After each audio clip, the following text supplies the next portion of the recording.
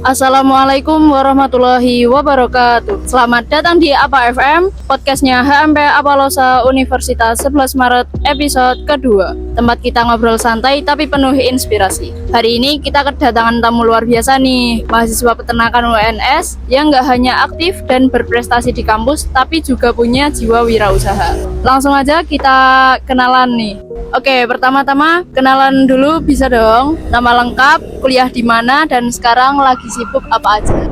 Bismillahirrahmanirrahim. Assalamualaikum warahmatullahi wabarakatuh. Perkenalkan, nama saya Muhammad Haidar Al-Faruq, mahasiswa Fakultas Peternakan semester 4 atau mahasiswa angkatan 2023. Ya, saat ini selain menjadi mahasiswa di peternakan, saya juga mengajar di salah satu sekolah di Karanganyar.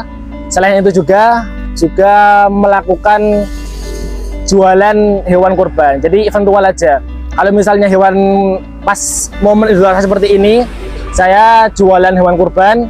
Misalnya enggak pas momen Idul Adha kemarin, kita juga jualan kayak jualan es degan, habis itu pembesaran lilit, dan ada beberapa lagi yang mungkin enggak perlu disebutkan seperti itu. Nah, di antara banyak kesibukan yang disebut tadi, gimana sih cara kamu mengatur waktu antara kuliah, mengajar, dan tanggung jawab pribadinya? Ya, ini mungkin pertanyaan yang banyak ditanyakan ya, karena ya kuliah, ya kerja, ngajar, terus juga bisnis, segala macam. Untuk cara membagi waktu itu sebenarnya gampang. Jadi kita harus menentukan skala prioritas. Kira-kira di umur kita sekarang ini, prioritasnya itu mau ngapain? Misalnya prioritasnya mau di bisnis, ya udah bisnis prioritasnya. Habis itu kuliah sebagai sambenan. Nah kebetulan saya pribadi ini kuliah tidak terlalu menjadi prioritas. Jadi yang menjadi prioritas sebenarnya adalah bisnis. Jadi gimana caranya kita tahu kondisi lapangan, jualan hewan, dan lain sebagainya. Habis itu ketika sudah di bisnis, baru kuliah nomor 2, yang ketiga kerja. Jadi sebenarnya semuanya prioritas dan semuanya kita berusaha untuk memaksimalkan. Akan tetapi kita harus list dulu mana yang kira-kira paling prioritas, itu yang dilakuin, setelah itu baru yang kedua dan juga yang ketiga. Namun perlu diingat, walaupun di kuliah nggak terlalu saya prioritaskan, akan tetapi alhamdulillah kemarin mendapat penghargaan dari Pak Rektor sebagai mahasiswa berprestasi dari Fakultas Peternakan UNS. Ya, mungkin teman-teman pada bertanya-tanya ya, nggak menjadi prioritas tapi kok bisa di kuliah tetap menjadi mahasiswa berprestasi. Ini sebenarnya saya jujur juga bingung sebenarnya. Tapi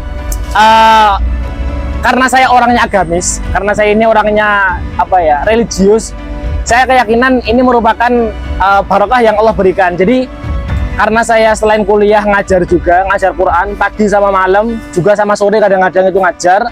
Mungkin karena ngajar Quran tadi kita dibukakan jalan-jalan yang orang lain nggak berikan seperti itu. Jadi kalau secara teknis di perkuliahan itu seperti ini, nggak semuanya yang ada di kuliahan itu harus kita ambil. Semisal di dalam kuliah itu ada kesempatan kita buat absen 4 kali, artinya kita boleh bolos selama 4 kali lah. Bolos selama 4 kali itu boleh diambil untuk kita gunakan hal-hal yang lainnya. Jadi maksudnya tidak memprioritaskan itu seperti itu. Jadi saya mahasiswanya beberapa kali sering bolos, tapi bolosnya itu bolos yang berkualitas. Artinya bolos saya itu tak ambil untuk melakukan hal-hal yang lebih positif, semisal kulaan sapi, habis itu survei sapi, kita ke pelanggan, terus rapat yang lebih penting dan lain sebagainya. Jadi seperti itu, kenapa nggak prioritas tapi tetap prestasi? Karena di kuliah kita mengejarnya kualitas bukan kuantitas. Tugas-tugas, lomba-lomba kita kejar yang intinya nggak seperti mahasiswa seperti yang lainnya. Yang lainnya hanya kuliah, kita kuliah pas lomba. Yang lainnya hanya kuliah, kita kuliah pas kerja. Seperti itu kira-kira. Ya, tapi sebelumnya disclaimer juga, apa yang tadi saya sampaikan itu buat saya pribadi. Karena kembali ke awal tadi, goal saya itu setelah S1 pengennya itu bisa langsung kerja. Artinya setelah S1 tuh nggak perlu bingung nyari kerja, tapi udah bisa menciptakan lapangan pekerjaan. Mungkin teman-teman ada yang goalnya berbeda, misal goalnya di peneliti, atau misal goalnya kerja di perusahaan. Itu hal-hal seperti itu juga harus dimaksimalkan seperti itu. Jadi yang tadi saya sampaikan itu bukan untuk semuanya, tapi untuk saya sendiri. Misalnya teman-teman mau melakukan itu juga enggak apa-apa, tapi resiko ditanggung penumpang karena kalian nggak mesti bisa prestasi juga seperti itu. Nah, apa aja sih tantangan Mas Haidar sebagai mahasiswa aktif yang berprestasi dan juga sebagai entrepreneur bisnis kecil-kecilan, juga masih sibuk mengajar sekolah di Karanganyar nih? Ya, untuk tantangan ya, tantangan terbesar sebenarnya itu waktu dan juga pikiran. Jadi seperti yang disebutkan tadi ya, selain di kuliah kita aktif ngejar lomba, kita ngejar IPK juga, kemudian ketika di pondok, ketika di sekolah kita ngajar pagi malam sore, tak lain juga di peternakan banyak lapraknya juga, kemudian di bisnis SDM, modal dan lain sebagainya. Yang tantangan yang paling terasa itu sebenarnya waktu. Jadi jujur saja, saya ini sebenarnya orangnya stres ya, artinya kelihatan di luar tuh kelihatan baik-baik saja, tapi sebenarnya di pikiran itu sebenarnya rumit. Semuanya dipikirin, dari A sampai Z semuanya dipikirin. Jadi waktu yang menjadi tantangan paling utama, karena seperti kemarin misal kita jaga kambing, tapi juga harus ngerjain laprak sampai jam 2 pagi. Selain itu juga harus memikirkan strategi jualan dan lain sebagainya. Waktu yang paling utama. Tapi mengapa kok tetap bisa kuat ya? Kalau bahasa sekarang tuh anak-anak sekarang tuh mental health dan sebagainya. Saya tuh orangnya Gen Z, paling nggak Gen Z. Jadi paling nggak suka yang namanya mental health. Mengapa kok nggak suka? Ya karena manusia ini emang udah harusnya tuh berjuang gitu loh. Misalnya manusia ini nggak mau berjuang, ya dia bakal nggak jadi manusia yang sukses. Makanya ada kaidah yang saya pegang betul-betul, lebih baik kamu itu capek ngapa-ngapain daripada kamu itu capek nggak ngapa-ngapain. Tubuh kita ini pasti capek. Kita mau tidur seharian capek, kita mau tidur 1 jam kemudian bekerja 12 jam juga capek. Tinggal kita milih, mau milih karena tidur atau milih karena kerja, dan itu nanti imbasnya yang akan berpengaruh ke depannya seperti itu. Jadi tantangannya ya tadi tantangannya itu waktu, kemudian stres, itu pasti tantangannya. Tapi kenapa bisa kuat? Ya karena memiliki pedoman yang seperti itu tadi, harus hidup di atas manusia pada umumnya, dan sibuk ngapa-ngapain itu lebih enak daripada sibuk nggak ngapa-ngapain. Seperti itu. Sekarang kita bahas soal wirausahanya nih. Selama ini Mas Haidar udah menjalani wirausaha apa aja dan bagaimana awal ceritanya? Ya, usaha apa aja yang udah dilakuin itu kita sebenarnya saya itu jualan dari SMA, awal mula jualan. Karena dulu SMA itu di asrama nggak boleh keluar, jadi ketika waktu keluar sepekan sekali itu pergi buat kulaan. Ya kita kulaan snack sekitar 300.000, 400.000, yang di luar kita kulaannya itu 500-an, dijual di dalam 2003. Yang kulaannya 500 kadang-kadang dijual 1000-an seperti itu. Kemudian jualan jelly, jualan mie, jualan bakpao. Waktu SMA pokoknya semuanya dijualin. Mengapa kok semuanya dijualin? Dulu kita mindsetnya itu terubah. Dulu yang memikirkan jualan itu kayak nggak terlalu mulia. Terus didoktrin bahwasanya 9 dari 10 pintu rezeki itu berwirausaha. Makanya apapun kita lakuin. Jadi A sampai Z usaha kita lakuin waktu SMA itu.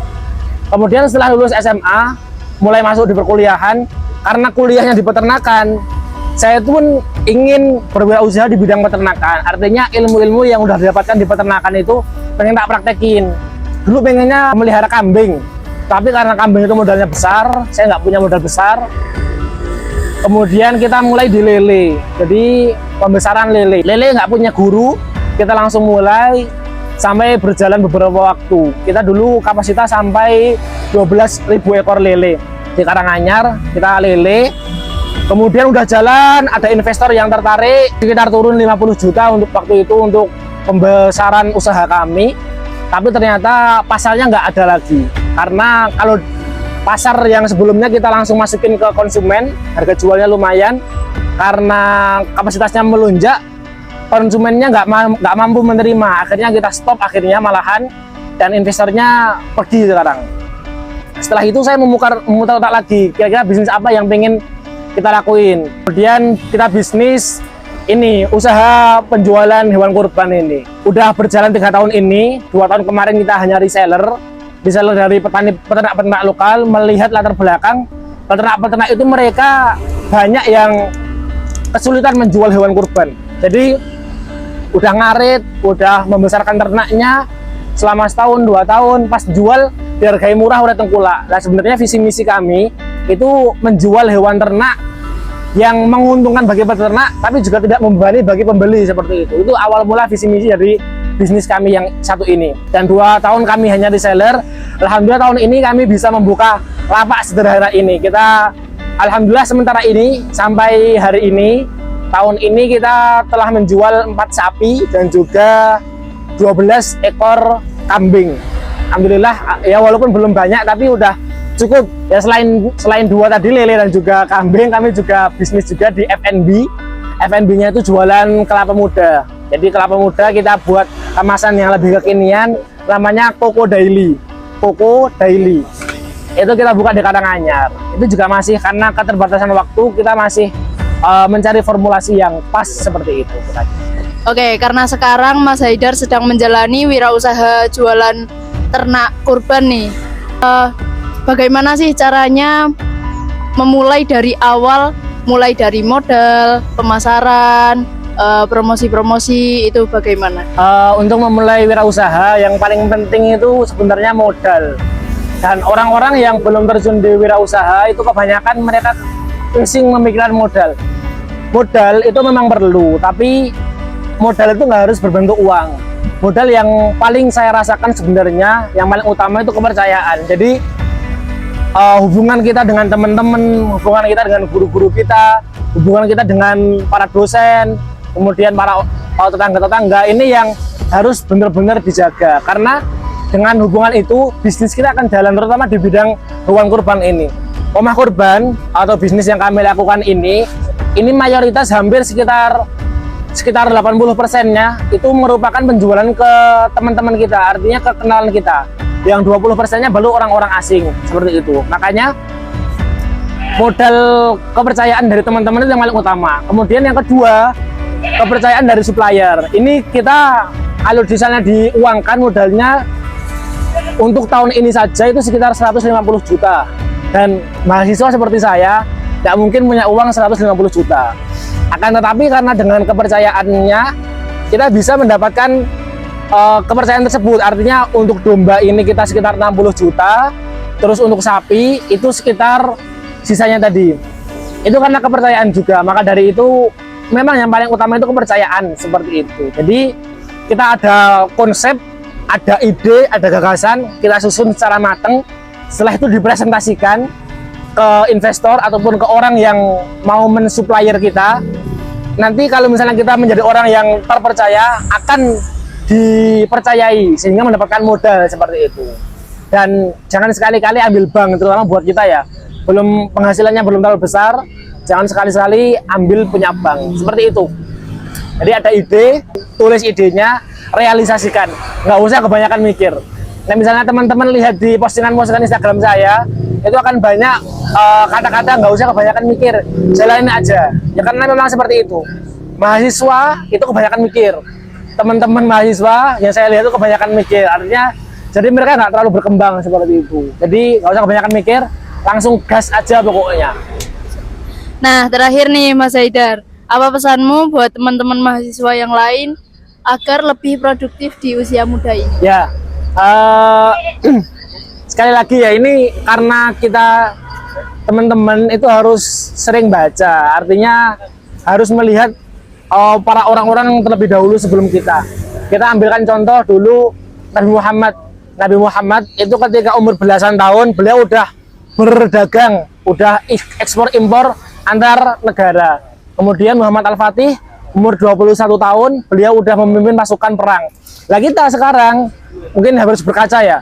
Saya umur 20 tahun, mungkin teman-teman ada yang 19, ada yang 21, ada yang 22. Kira-kira udah ngapain aja nih selama umur segitu gitu.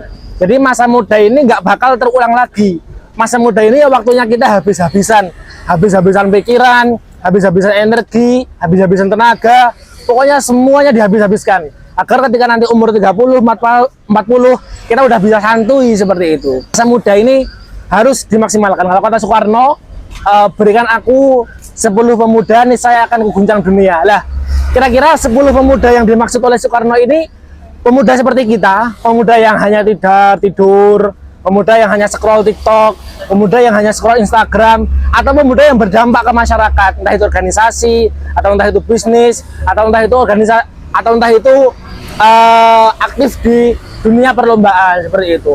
Ingat, masa muda ini nggak akan terulang, maka jangan sia-siakan masa mudamu. Tetap semangat dan jangan menyerah. Wah, terima kasih banyak nih Mas Haidar yang udah mau sharing pengalamannya. Keren banget. Semoga bisa bermanfaat dan bisa jadi motivasi buat teman-teman mahasiswa lainnya. Saya Izati Askia, mohon pamit undur diri. Sampai jumpa di APA FM berikutnya.